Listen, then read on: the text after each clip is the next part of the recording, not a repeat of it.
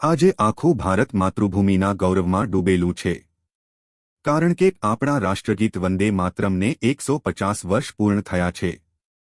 આ અવસરને યાદગાર બનાવવા માટે દેશભરમાં વંદે માતરમ 150 તરીકે ઉજવણી થઈ રહી છે।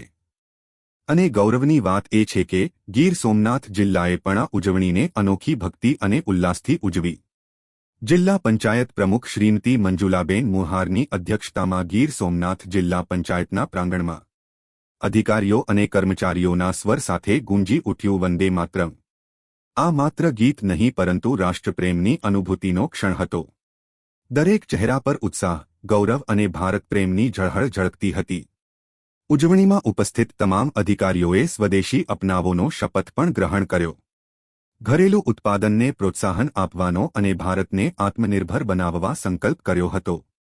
આ સાથે કલેક્ટર કચેરી, પોલીસ અધિક્ષક કચેરી, જિલ્લાની તમામ નગરપાલિકાઓ, પ્રાંત કચેરીઓ, મામલતદાર કચેરીઓ સહિત દરેક સરકારી સંસ્થામાં વંદે માતરમનું સમૂહગાન ગુંજી ઉઠ્યું હતું। જિલ્લા વિકાસ અધિકારી શ્રી સ્નેહલ ભાપકર, નાયબ જિલ્લા વિકાસ અધિકારી શ્રી ડીપી ચૌહાણ, શિક્ષણ અધિકારી શ્રી અશોક પટેલ અને અન્ય વિભાગના અધિકારીઓએ પણ પોતાના સહકર્મચારીઓ સાથે મળીને આ ઉજવણીને એક ઉત્સવમાં ફેરવી દીધી હતી। એક સ્વર, એક ભાવ, એક ભારત। ગીર સોમનાથથી લઈને દેશના દરેક ખૂણે આજે ગુંજી ઉઠ્યું છે Vande Mataram. V I Jikani, chief editor, Rajvansh news.